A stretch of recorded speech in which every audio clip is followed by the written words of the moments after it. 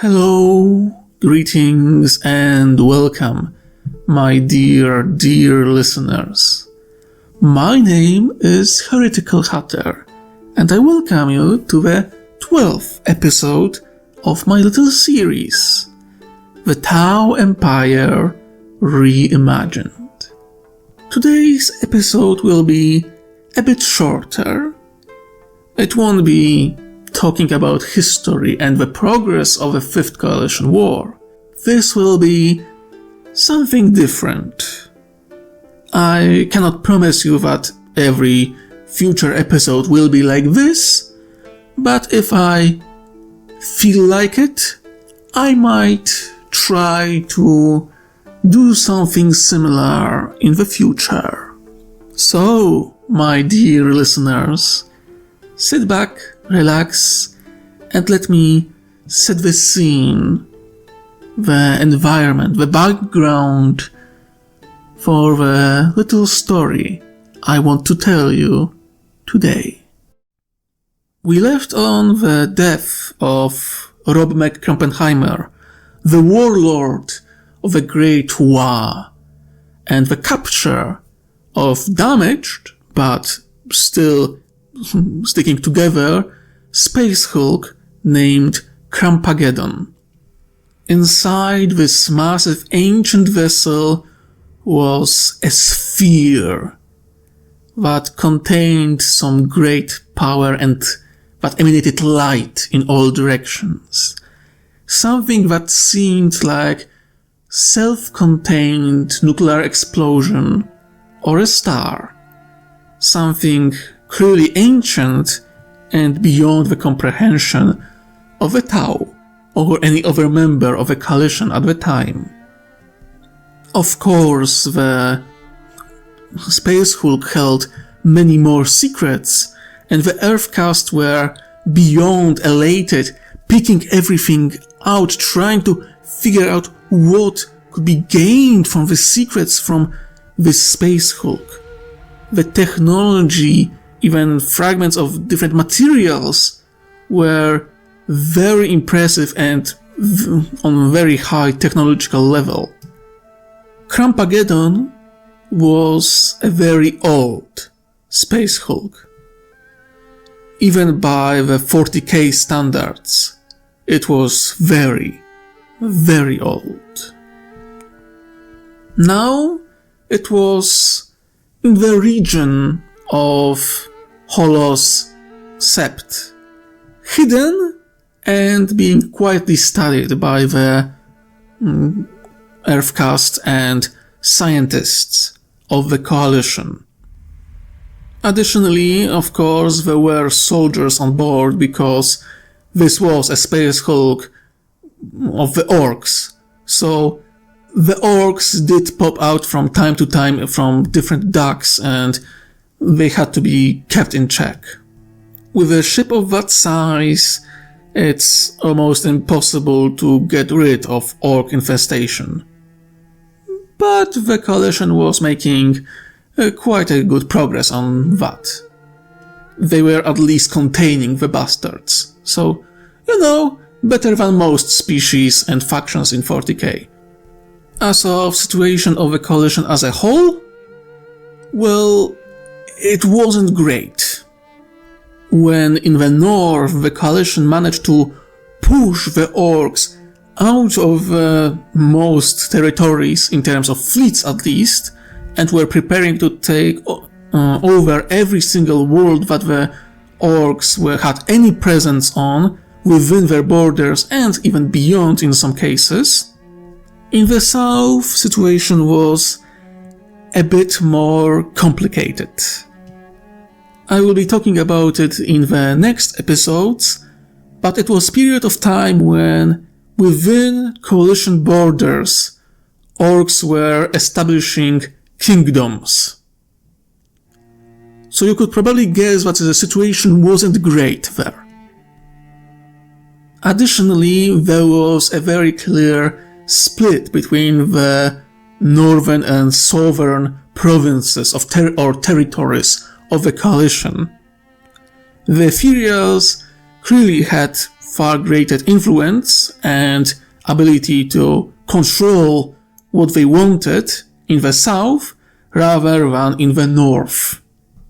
That's one of the reasons why ethereal Aundi just couldn't stand the hero of the Northern Front, Rans'ai, and the one who will be main subject of today's video.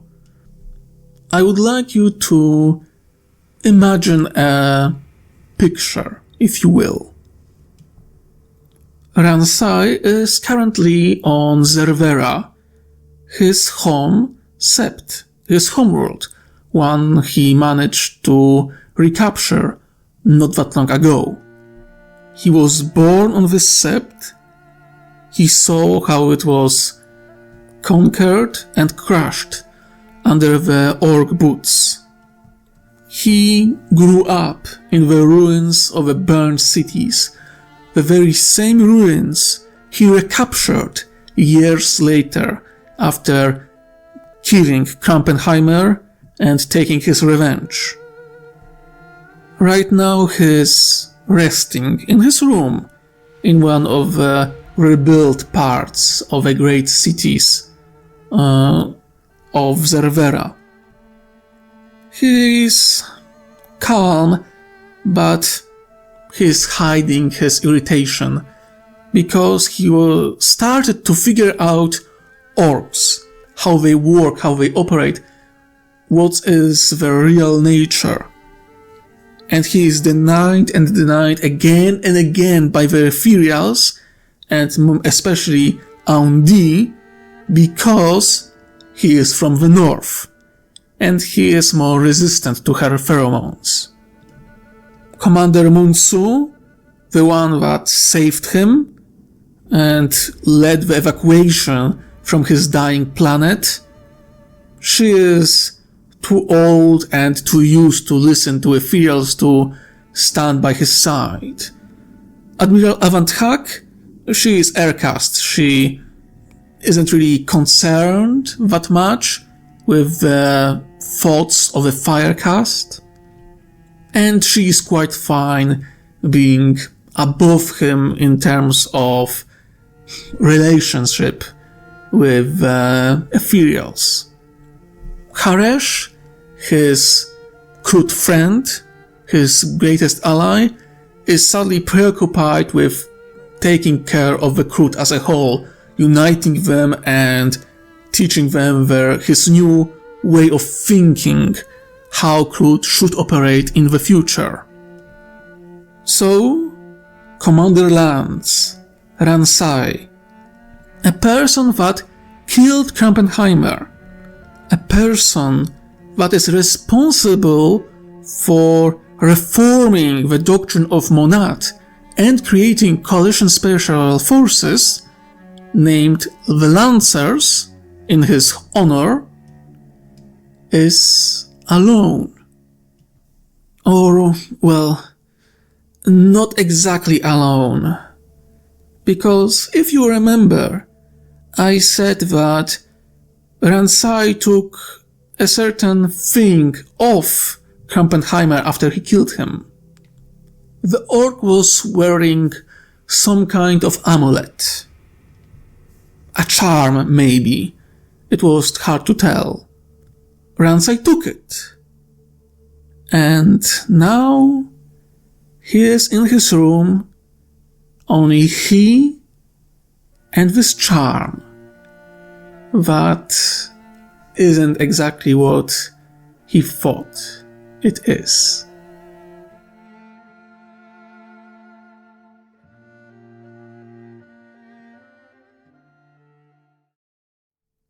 Rans'ai held the round device in hand, his eyes glued to the small light within. It took him years to figure out what that thing actually was. Initially, he thought of it as some kind of scrap that orc took as a charm. Then he noticed the scale of detail and how well made it was, how he couldn't damage it in any way. He played with a small device in his free time, far from the eyes of the cursed ethereals and their puppets. The shock of a discovery almost made his mind to break, for what he saw was impossible, improbable even.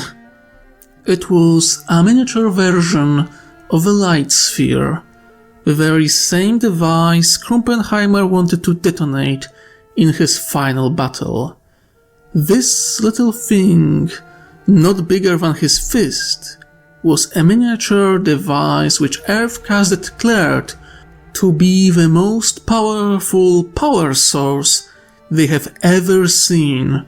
A device so mighty it could power 10 major septs, all on its own, without the slightest problem. It suffered damage and defilement by the orcs, but if they managed to utilize its power, the coalition could build a space station big enough to be seen as a planet from a distance and still have energy to spare. A mobile world. New Tau. New mobile capital of the coalition. That was the mad vision of the Aundi and her puppets. For now, however, it remained beyond their understanding, even beyond comprehension, as it seemed to bend the very laws of reality they were so accustomed to. For now, they could tap to a fraction of its power, but even that was overwhelming. From all the research they conducted, they came to a single realization.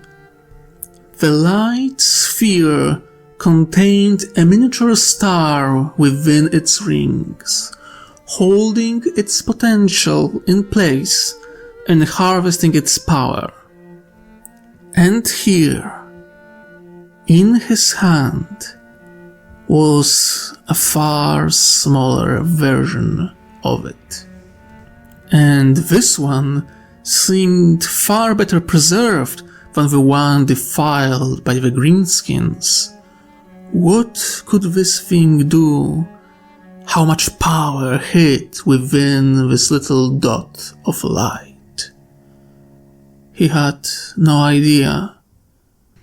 But he was also quite certain that despite similarities, that this one was different. It whispered to him. The runes carved upon the rings surrounding the miniature light shone with true power, one far beyond his comprehension. The runes reached for him, his mind, his thoughts, his soul. They whispered about the dreams of power and progress, about glory and desire, about fall into foolishness, about blood and war, about death on a scale his mind couldn't comprehend. It haunted him through the nights for a few months, but now he could see the same horrors with his waking eyes become more and more real with each day. Crimson dead eyes stalked the corners of his vision. In total silence he could hear the grinding of metal, explosions, and screams. Today he could even felt a cold metallic touch on his back. A sharp blade, long lost in time, was seeking his blood. This fear was affecting him, but he didn't want to let go. Or rather, he couldn't.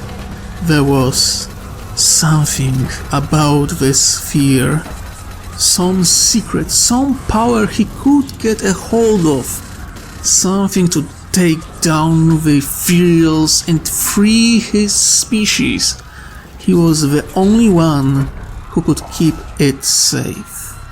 This thing couldn't fall in the hands of ethereals, nor could he hid it on the planet's surface, nor throw it into the void. Someone would find it. He was sure of it. It had to be hidden somewhere far from here, somewhere safe. Or maybe it was the whispers of the sphere that made him think that he should keep it, to discover its true power and secrets. Part of him wanted to do so, and yet something within him resisted.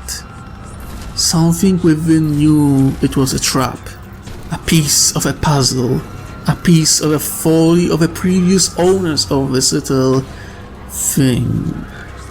Was this key to salvation of his species, or damnation? He didn't know.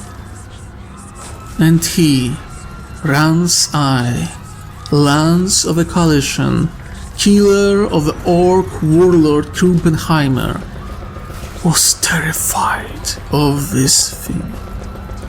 He never desired or feared anything else as the secret of this fear. No woman, no man, no enemy, no terror, no glory and no loss kept his attention as much as this thing. He felt as this fear was slowly breaking him, yet he resisted. There had to be a way, an answer. Then his attuned senses and instinct heard something. Someone was coming, and something was already inside. His body stiffened.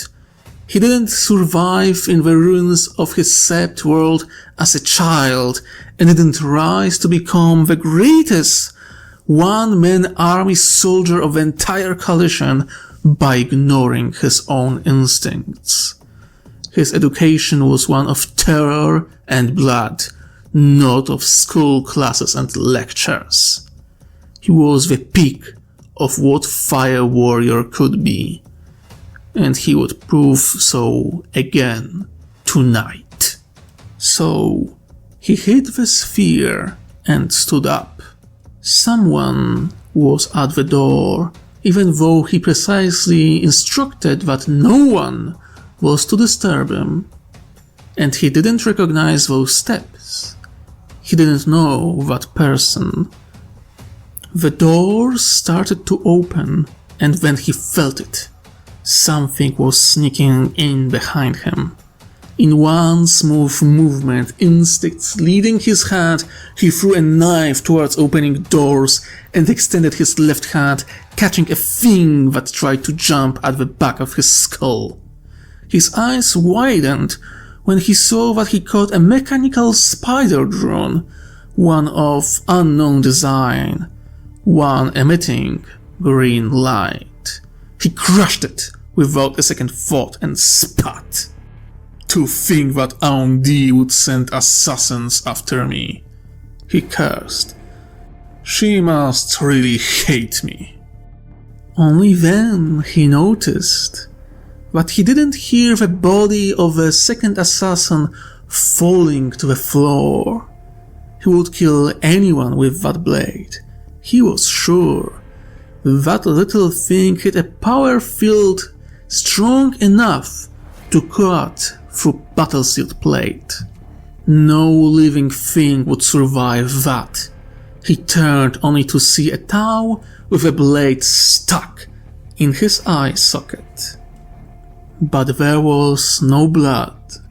The man didn't seem to fall. He just stood there, apparently surprised to be dead. Before he smiled and walked in, chuckling to hear himself closing the door behind him. Now this is surprising, the Tau said in a very strange tone. That voice wasn't that of a Tau. That much was clear. nor the demeanor. Too much expression on the face, too big of a smile, too much cheer in the voice, and no pheromones in the air. Rans'ai moved faster than he ever did, pulling out a pistol and aiming at the laughing man who by all accounts should be dead. The man raised his hands, the same unrepentant smirk on his face. "I mean you no harm," he assured. Rans'ai didn't move, as all his instinct told him that, whatever this person was, he spoke the truth. But on the other hand, he never felt greater danger from anyone. Even old Krumpenheimer wasn't half as dangerous as this thing. "What are you?" Rans'ai asked, trying to buy himself more time to figure out what to do. With a chuckle in his throat, the man disappeared, or rather the illusion of a man broke apart, revealing the truth that made Rans'ai question the very reality. Before him stood a creature of metal, no strain of flesh or skin on it. The metal was dark, yet reflected the light. His blade was deep in the creature's eye, the dead metallic mask somehow smiling at him. The being pulled out the blade with ease, the damaged part reforming as if the metal it was made of was a liquid. A pair of green eyes looked at him with undead interest. It was a machine, yet not a machine. It was something more. Rans'ai knew already. No machine spoke like this. No machine moved like this. This was no AI. Not by any definition he knew. Nor was it machine from the horrors that haunted him as of late. This was something else. The mechanical creature spoke with cheery note in his tone as the metal mask impossibly moved, the being's smile growing by a second. "They call me Trazyn the Infinite, overlord of the Nikelach dynasty and archaeologist of the Solemnant's galleries."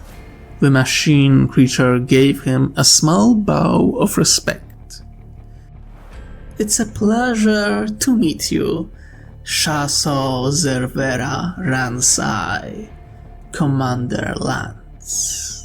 The being leaned in, its eyes glinting. "And I have come for you." Rans'ai's eye twitched just a little bit. "Not the wisest thing to say to a man who is pointing a gun at you," Rans'ai pointed out. "I assure you, that little gun is no threat to me," Trazyn answered with a chuckle. "There isn't a single thing in this room that can stop me from claiming you as my prize, nor anyone will come to your rescue." And Rans'ai knew that he spoke the truth. Yet he didn't lower his gun. Instead, he moved his hand to aim at his own head. "I will be no one's puppet, and no slave of yours," he said through gritted teeth. A smile on Trazyn's face receded a little bit, and the metal man stepped backwards, spreading his hands in a calming gesture. "Don't be rash, young one. As I said, I mean you no harm. And I did come for you." his gaze turned towards the destroyed spider drone. "But you did manage to surprise me. Impress me, even." Trazyn paused. "I intended to use this scarab to shackle your mind, so to speak with you without worry of any attack. But you've proven to be more deadly than I anticipated." The Necron clapped his hands to that. "Bravo! You get full marks for that." He made one more step back and tilted his head. "I am not a man of violence, so I hope we can come to some kind of understanding between us two." Rans'ai glared at the Necron for a few long seconds, his fingers still firmly on the trigger. "Who sent you?" he asked. "No one," Trazyn answered truthfully. "I am no servant nor ally of Ethereals, if this is what you truly want to know." The Tau frowned, confused, but still alert. "Then why did you come for me?" Rans'ai asked. Trazyn sighed, or rather, made a sound as if he did. "I am a historian, one that saw more than you could ever imagine." Trazyn raised his hand, a green hologram appearing there, otherworldly images playing before Rans'ai's eyes. "Across countless centuries, I have seen civilizations manifest and crumble. Truly, none last. Arrogant empires, everyone content in their belief that only they merit a place among these stars. Predators chasing conquest, glory, even faith." Trazyn laughed at that notion. "I have seen merciless agents of disorder committed to annihilation of all they once stood for, seekers of depravity and forces of crude savagery.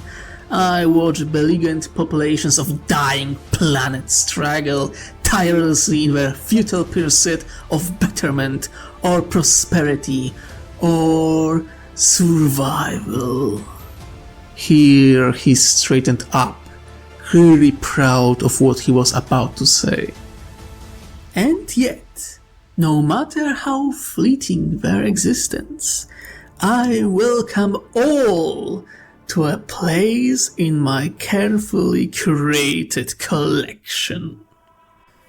He turned to look at Rans'ai once again, pleased with a shocked expression on the Tau commander's face. "And what better piece for my collection on the Coalition and the Tau than yourself?" Rans'ai steadied his breath, controlling his emotions. He slowly shook his head. "No." Trazyn tilted his head, his grin widening, clearly amused by the answer. "Are you denying me, or maybe your own worth?" he asked with a chuckle. "Both," was Rans'ai's simple answer. That surprised Trazyn, who remained silent for a few seconds. "Do elaborate," he asked with clear interest. Rans'ai took a deep breath, going for a gamble. "You are a historian, one of great power. I saw the glimpses of your collection. You capture entire battlefields for your galleries." he pointed out. A glorious monument that could be preserved in your galleries. That I do.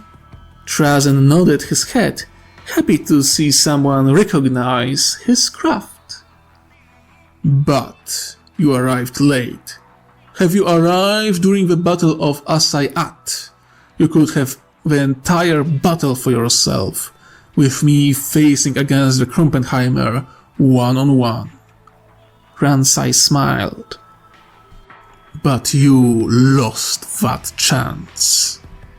If not for the dead mask of a Necron, Trazyn's eye would twitch. I can still take you, find some other Space Hulk and some other warboss and recreate the scene, he said back.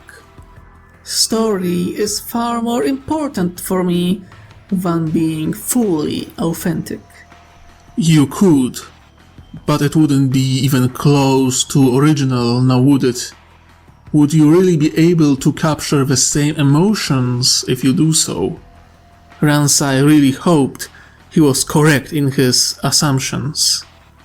And you have no desire to represent people with inferior specimens, nor falsehoods, now do you?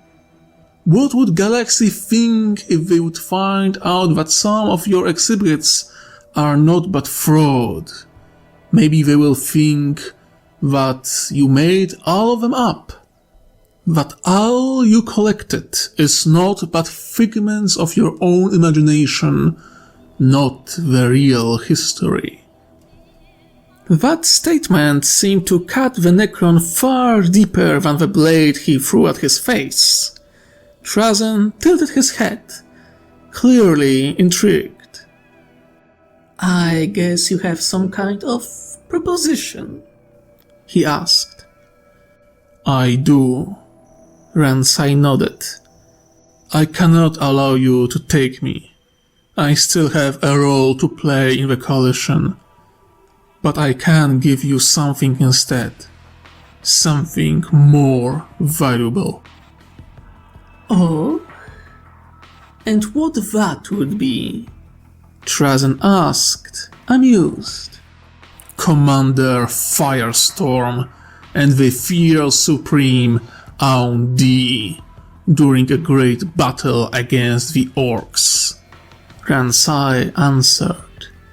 A proper centerpiece for your collection on the Coalition and the Tau species for the third sphere of expansion and fifth Coalition war.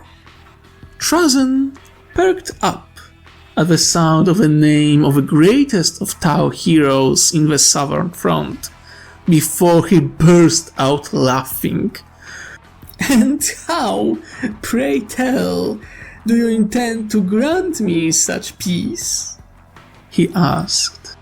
I know that Aun-Di wants to enter the battlefield personally, to lead the coalition from the front, and the orcs on the other side of the Perdus Rift are still strong. He shrugged his shoulders. I am your man on the inside, someone who will be able to predict and guide the war in such a way for you to get your peace. Trazyn rubbed his chin, really weighing the proposition. And why would you betray your own people, your own leader? He asked. Rans'ai spat at the floor. Aun-Di is no leader of mine. This puppet master is a curse, a cancer that must be cut off. Firestorm is her puppet and must die or disappear for Coalition to prosper. He stated, I care not for their end as long as their influence on the Coalition will live with them. Now, tell me, what is stopping me from taking both you and those two against your will? Trazyn asked, a grin growing on his face. But Rans'ai had a perfect answer. Because without us, the coalition will lose the war against the orcs. You know this.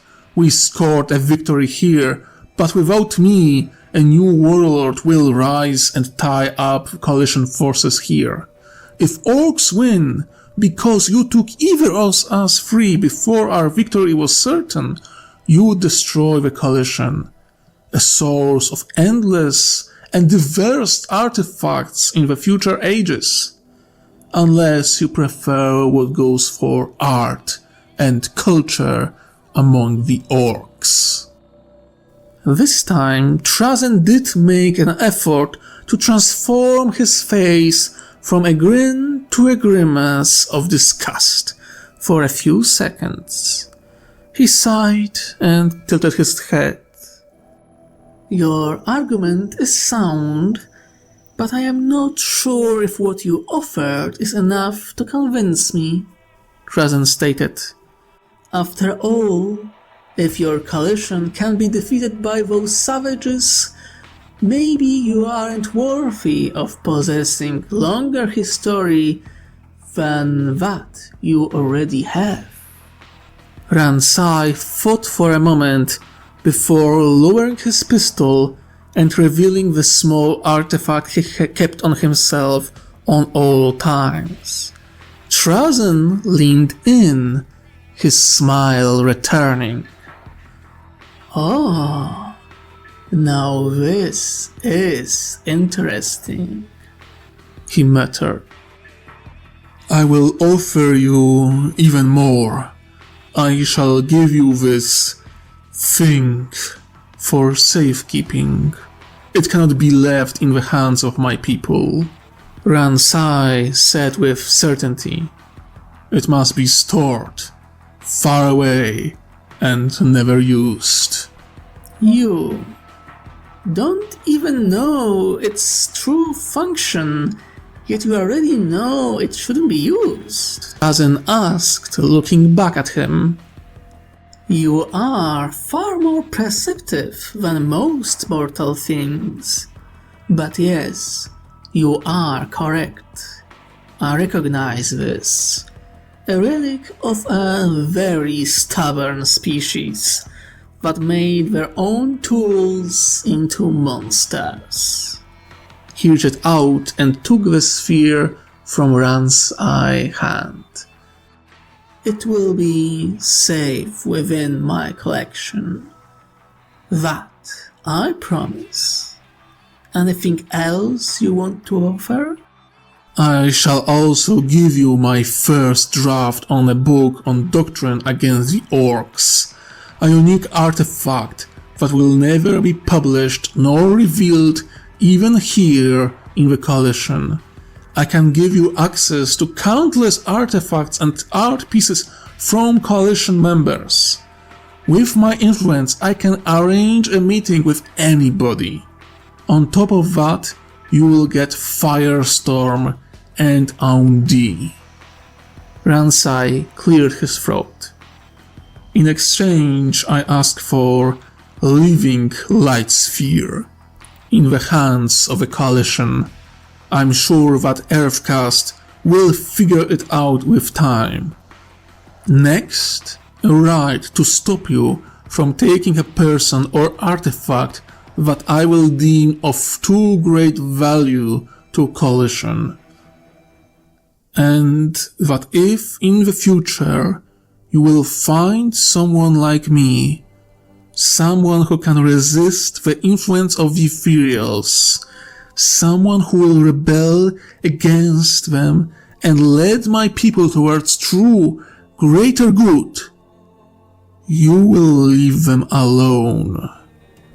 Trazyn actually made his mask frown in confusion after hearing the last request.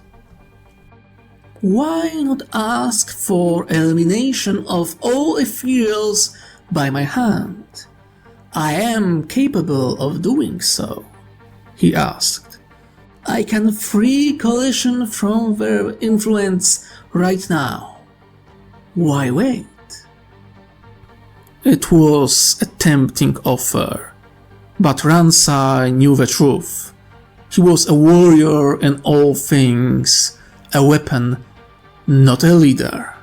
He was incapable of saving his people, leading them to the true light.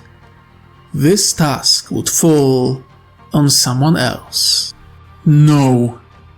Their defeat must be brought by internal change, not external manipulation.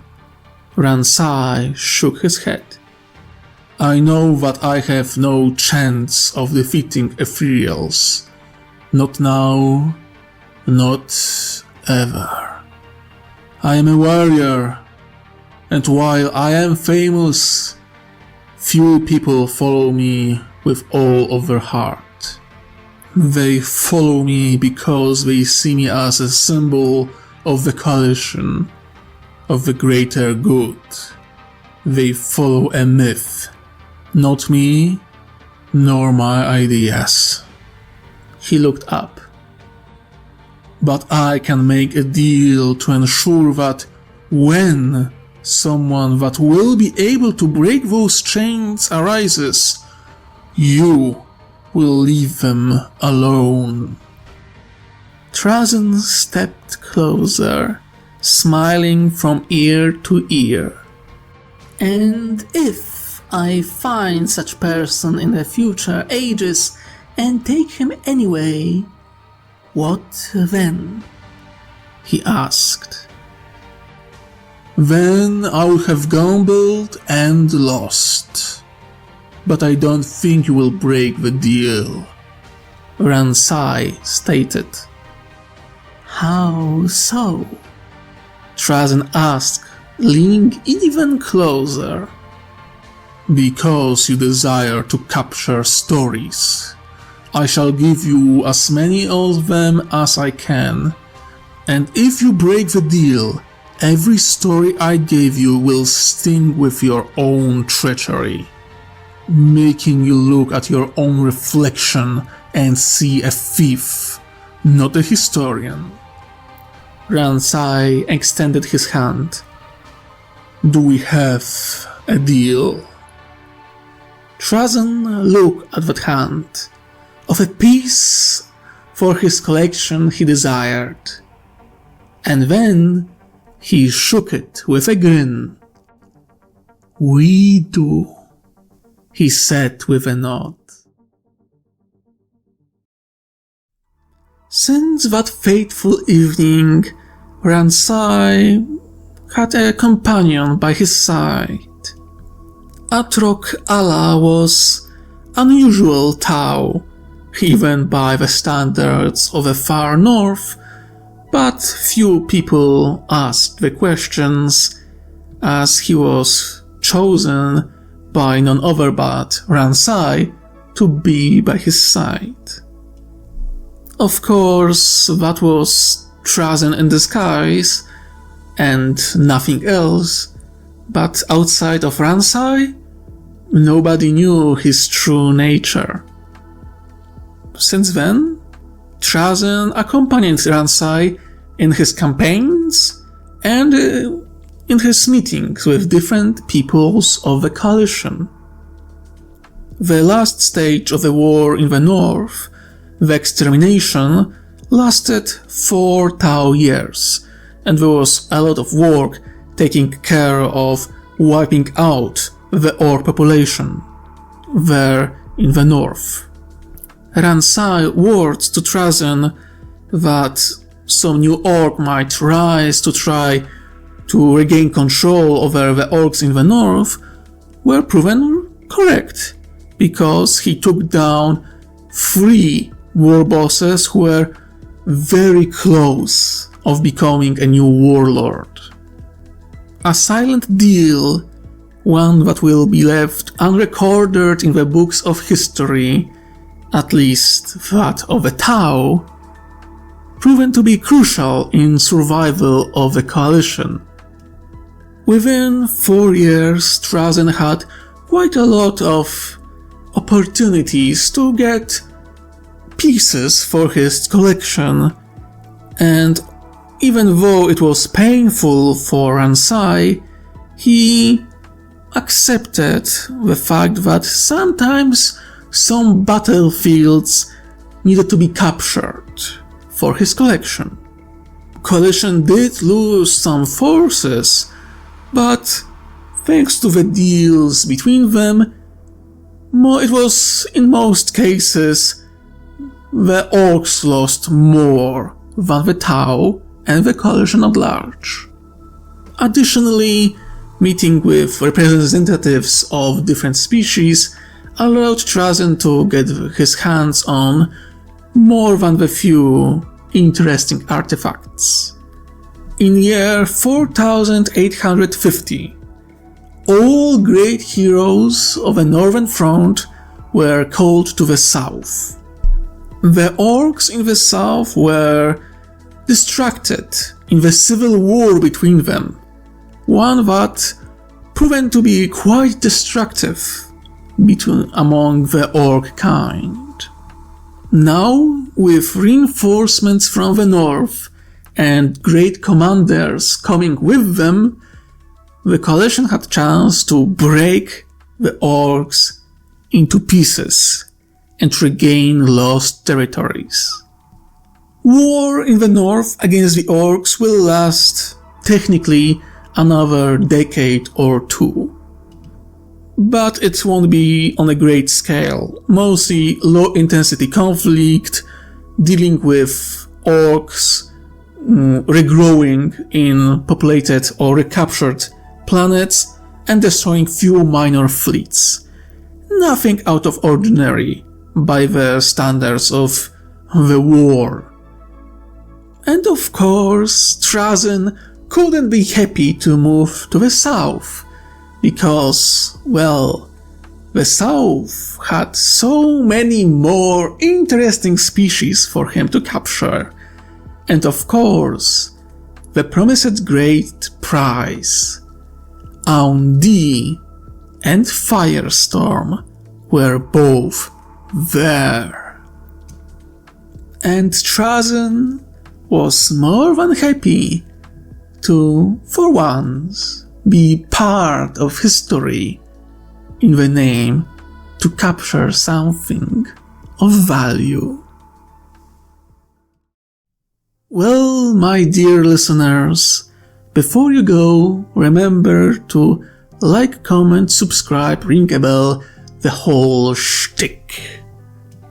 I do hope you enjoyed this unusual episode where I gave everything to the narration. In the next episode, I will be talking about the conflict in the south, the wars, and the fight with the orcs there.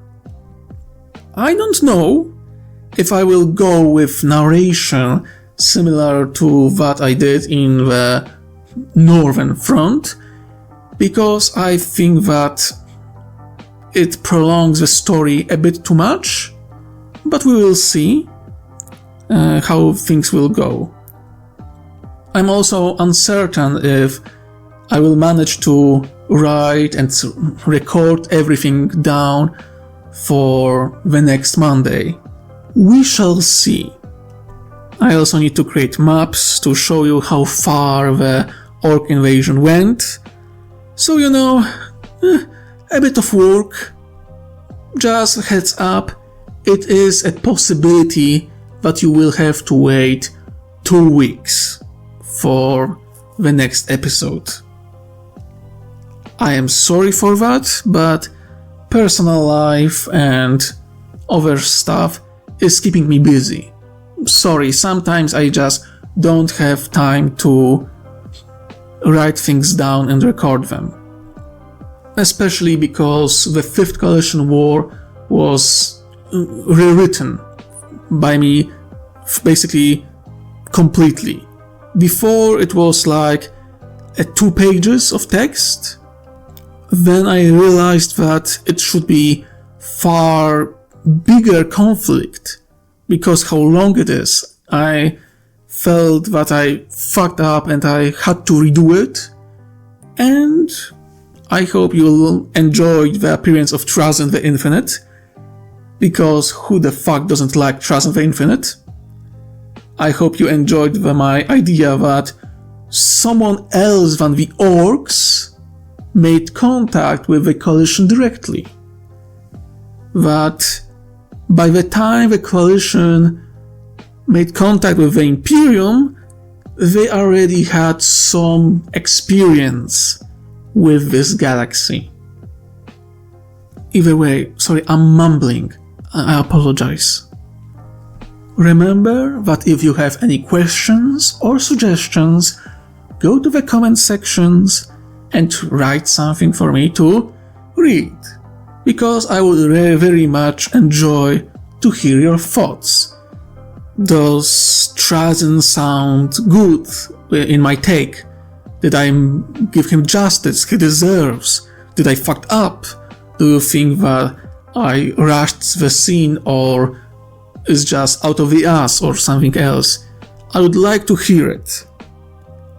This episode is a bit of risk for me, but I decided that, well, it's just a little story, and sometimes you can have a fun as a writer, as creator, making some things up here and there. And I really wanted to have a nice explanation why Trazyn didn't just take Farsight by force to his collection. And he could. In the lore, in the canon story, he could very much, very easily. And yet, he didn't. Not yet, at least. And I feel that this little story explains this, at least in part. Not that the story of Trazyn and Rans'ai ended here, but to see the end of this tale, you will have to wait a little bit longer. Now then, my dear listeners, remember, wherever you are, whatever you do, try to enjoy yourself while you can. I wish you most heretical day. Ta-ta!